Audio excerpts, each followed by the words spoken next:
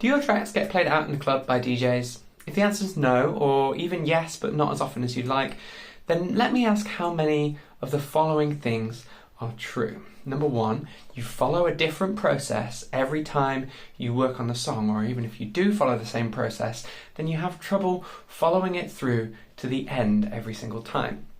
Number two, you have to wait to be inspired before you can get anything done musically, and that holds you back from making the progress that you want to make. And number three, you let your tracks go in whatever direction they seem to want to go, and you don't have a clear idea of how they'll turn out until they're finished. If one or more of those three statements applies to you, I'm willing to bet that you're feeling pretty frustrated or maybe even burnt out with making dance music, and you're probably spending a lot of time searching for ways to solve the problem here on YouTube, otherwise you wouldn't have clicked on this video.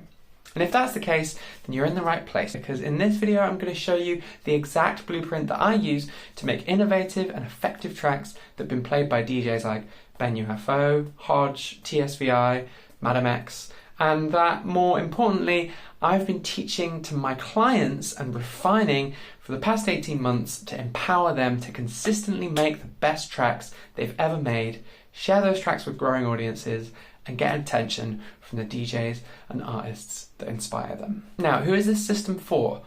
I'm talking to dance music producers who've been making music for a year or more, who want to finish more tracks more consistently and get played out more. It's as simple as that.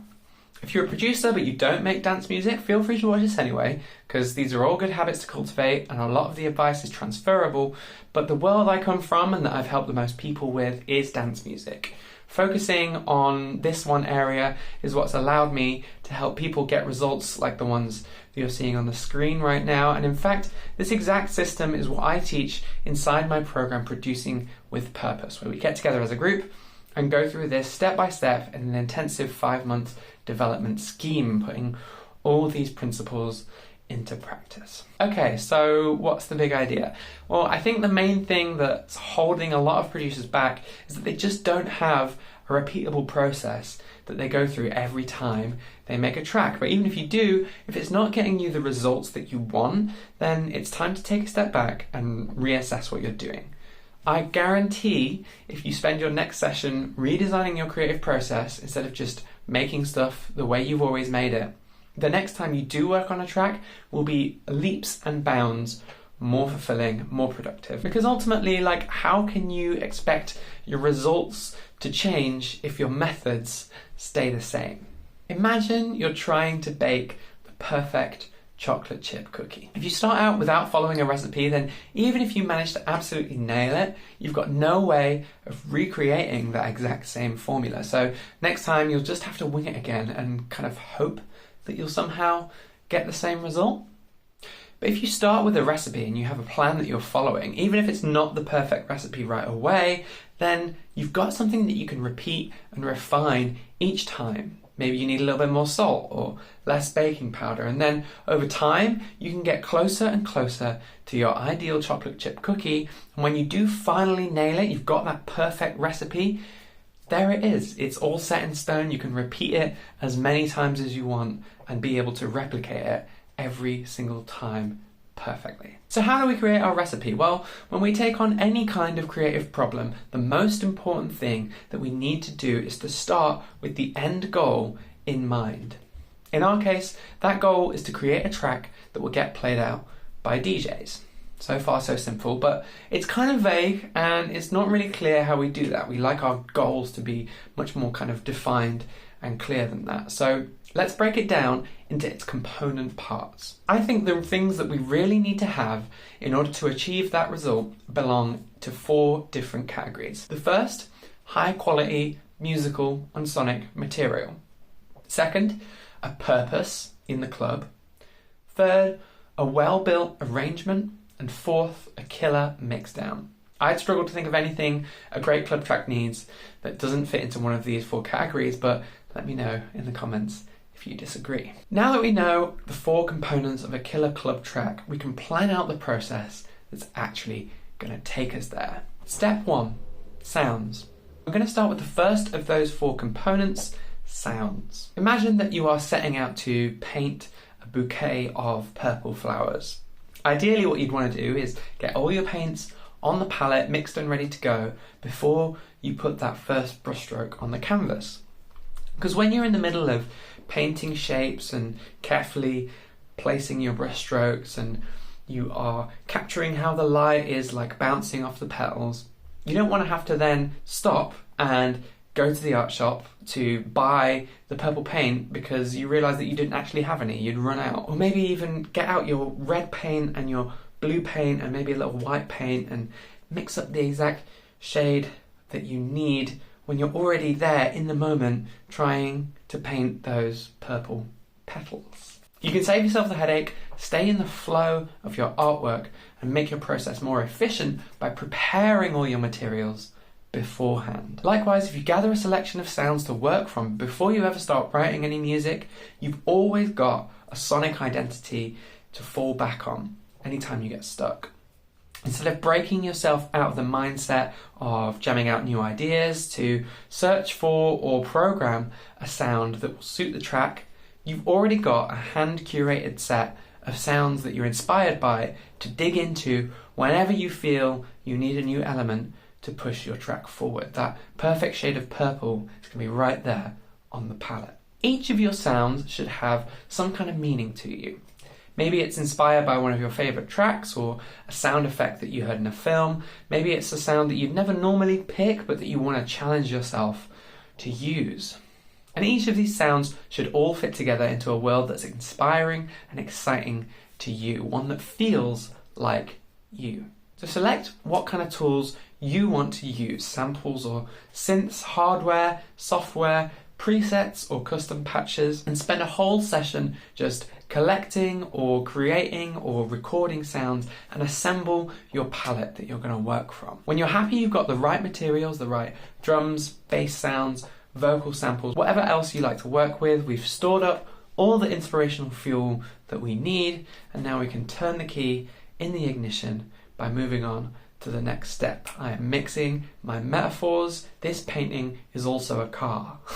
Step 2, ideas. And our next step is to write some ideas. Now, we're aiming to get some loops and riffs together that we can start building a song out of. We've got the sonic material, now we're moving on to the musical material. There are so many ways a song can start life, and if you're smart, then you'll put systems in place to allow you to catch those moments of inspiration when they strike. You can't just decide to have an interesting idea for a song on demand. So you need to have a system in place that allows you to start things off without waiting for inspiration to strike. For me, I use my phone a lot to note down ideas for starting points, whether that's awkwardly beatboxing into a sound recorder or typing out an interesting question that I want to explore, like, what if I used this kind of sound in that kind of genre, or can I make a track with only this number of sounds? If I make note of all the ideas that I come across when I'm out walking the dog or washing dishes or whatever, then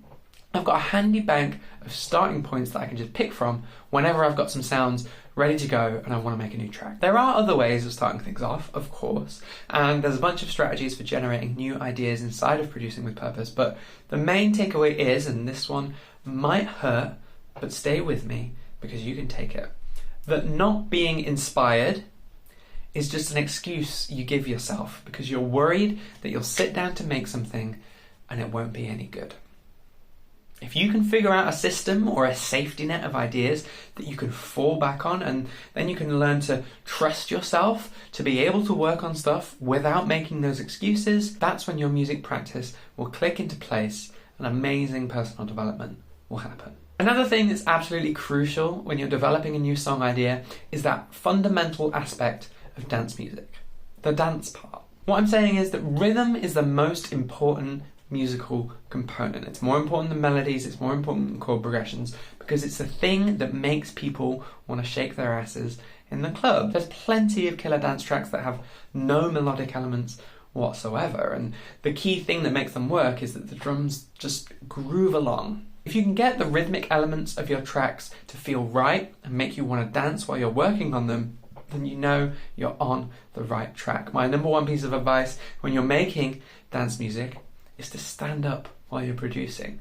We don't go to the club and all sit down in office chairs, so get on your feet if you're able to and enjoy finding that rhythm that makes you want to move. And once you're on the right track, let's say you've picked out your sounds, you're feeling the rhythms, it's feeling good, you've got a nice little 8-bar loop or something like that, you need to make sure that you've got enough material to make an entire song out of. If you've ever started out writing a song and been really excited about it, only for it to fizzle out and get super stuck once you've written 1 or 2 minutes of music, then I bet this is where you're going wrong.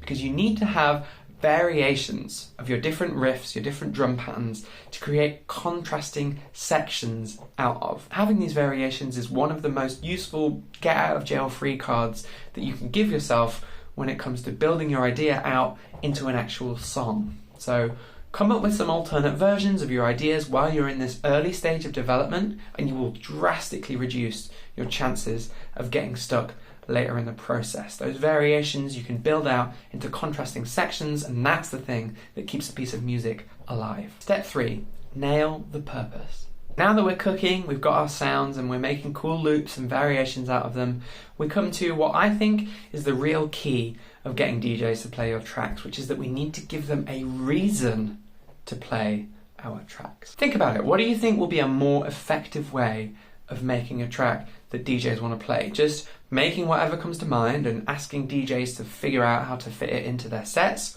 or having a clearly defined purpose that you're actively working towards throughout your production process that guides every decision you make and makes every element of your track effective at doing one particular thing on the dance floor. If you want to start doing things that second way, you need to think about how DJs use different tracks. Listen to some DJ sets and pick out some of the songs that you hear in them and think about, why did they play this track at this point in the set? What songs come before and after it? Imagine that the DJ set is like a Lego model kit, and each piece is like specialized not only to fit together with one another, but also to play a specific role in the construction of the overall model you're building. And if you can get a sense for how tracks fit together and what each track brings to the table in terms of influencing the direction of the DJ set, then you're already doing more than 90% of producers, and that's what's going to make your tracks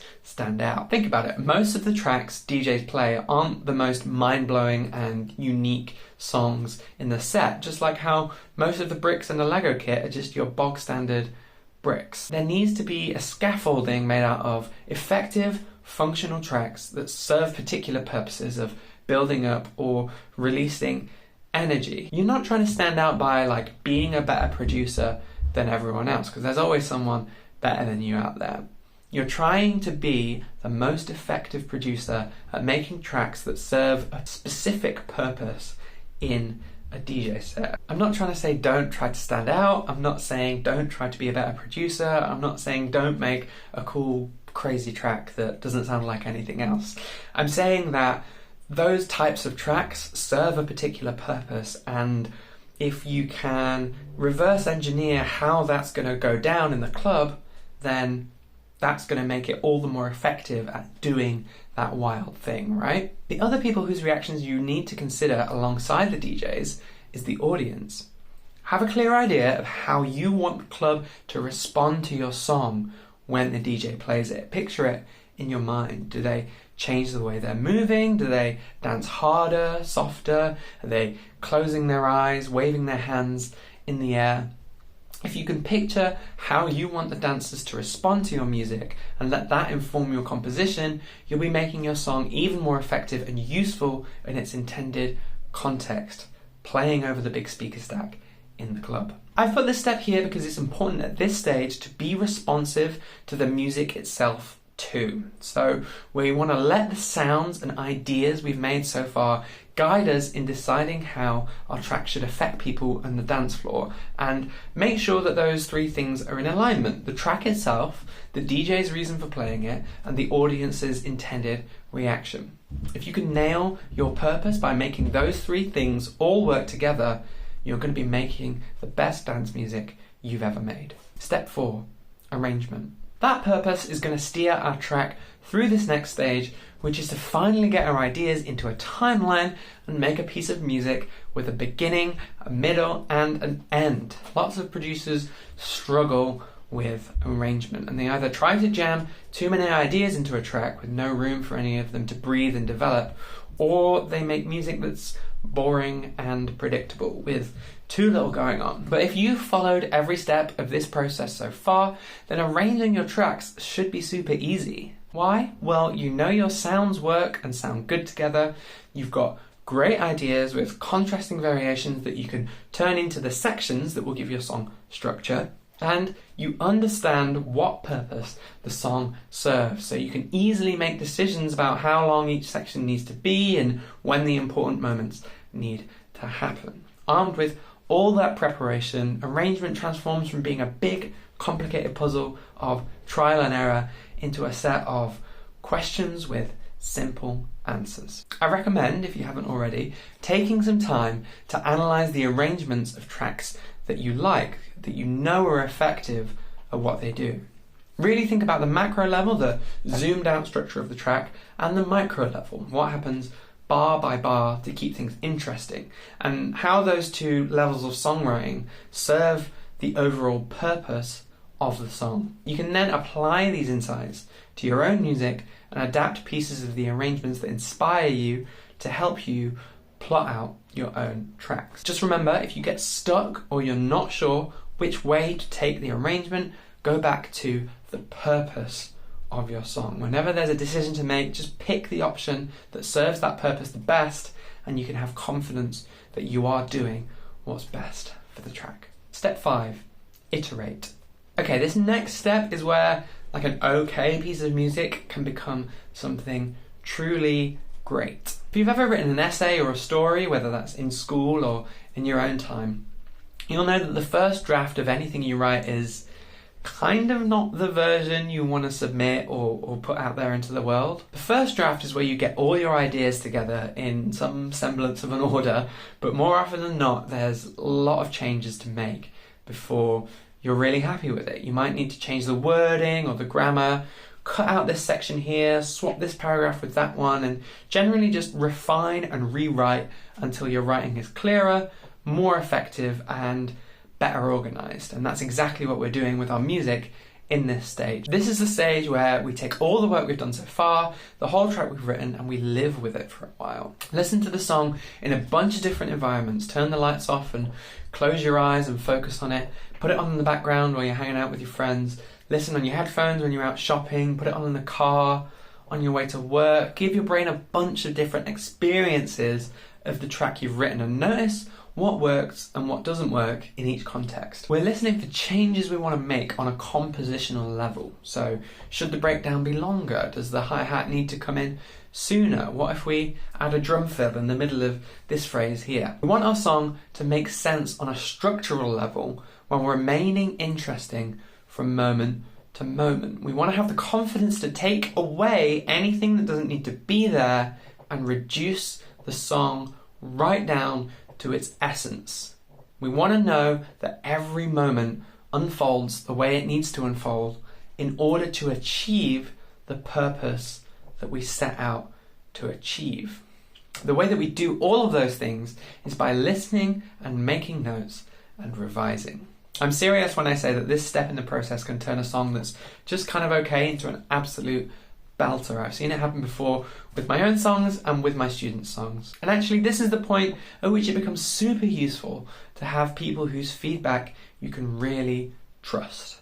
You need to find a group of people whose opinions you respect and that, importantly, you can trust to be honest with you without being needlessly harsh or critical. This could be personal friends of yours that you show the track to, it might be an in-person producers meetup, or it could be an online community on a forum or a Discord server. Wherever you choose to share stuff, that outside feedback can be super helpful in picking up on things you didn't notice, helping you appreciate the stuff that you've gotten right instead of focusing on the things that you don't like about it, and giving you the motivation and the game plan that you can use to get your arrangement over the finish line and turn it into the best possible piece of music that it can be. Step 6, mixing. Now we come to our final step, which is mixing. I could do an entire one of these videos just about this step and I'd still only be scratching the surface, but let's talk about some principles and best advice. Now, I used to dip in and out of mixing while I was working on tracks. If I came to a point where I wasn't sure what to do next in kind of like working on a track, I would just spend a bit of time polishing sounds, making things fit together a bit better, and generally increasing the production value of the song. But something that I noticed happening was that the songs I worked on in that way, going back and forth between writing and mixing, they all seemed to stall out, and I ended up getting stuck much more often on those than the tracks where I separated those two stages of the process. If you're a solo producer and you do this, then you'll probably find the same results too. When you muddle up the songwriter and the mixing engineer in your head and dip back and forth between the two, they end up fighting each other.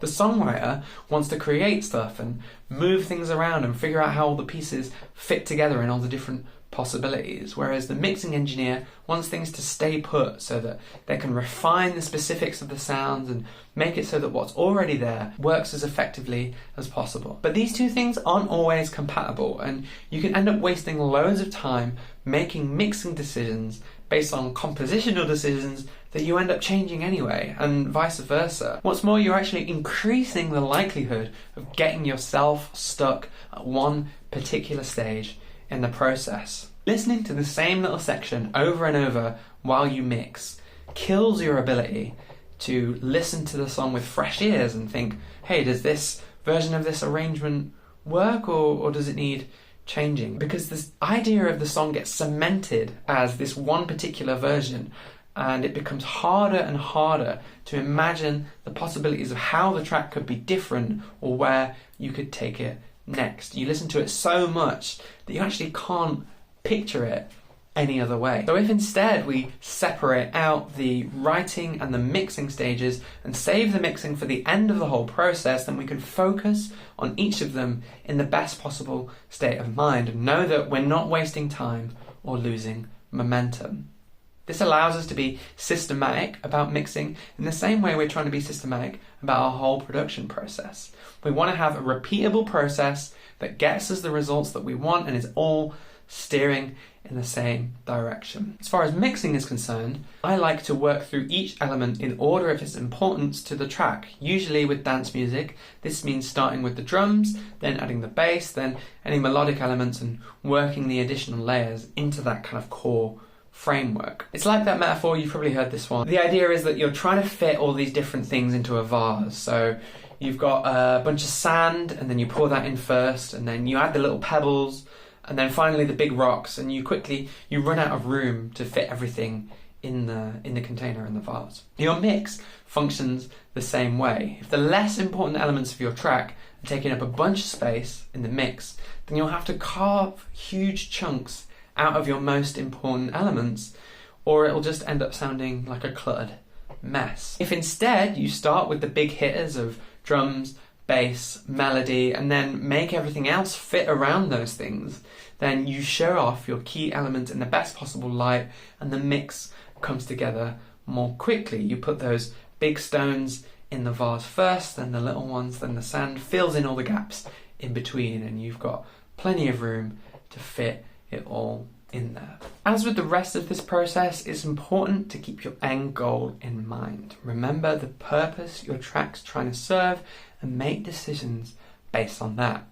If you want the track to be super exciting and energetic, then make sure it's balanced to have loads of punchy bass and exciting high end, and use compression to hype up the dynamics. If the whole purpose of your track is to have an amazing euphoric breakdown into a big nasty drop, you better make sure that drop really hits. Once you've figured out your priorities for the mix, your jobs primarily fall into two categories: correcting issues and making the most of each sound. Sometimes you'll do something that hits both of these at once, and that's a really good feeling, but if you're working on your mixdown and you find yourself doing something that doesn't achieve one of these two goals, chances are you're wasting energy on something that doesn't really matter. And with that, we're finally at the end of the process. And if you follow this properly, you should now have a track that has all 4 of our components of a track that DJs will play. You've spent time creating high quality sounds and ideas. Your track has a clear purpose that gives the DJ a reason to pick and play it.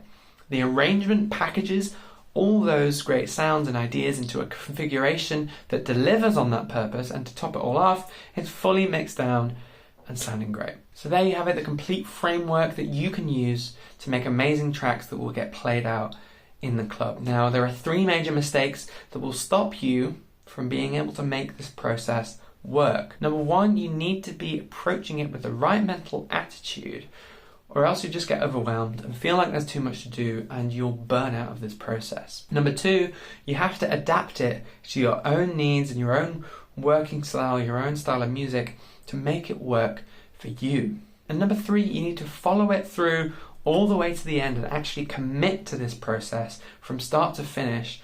Otherwise, you won't reap any of the benefits. Watching a YouTube video is really easy.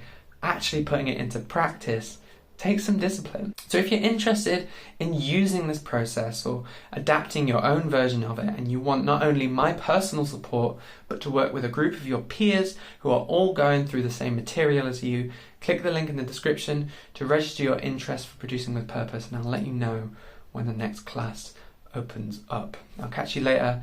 Can't wait to hear your tunes in the club.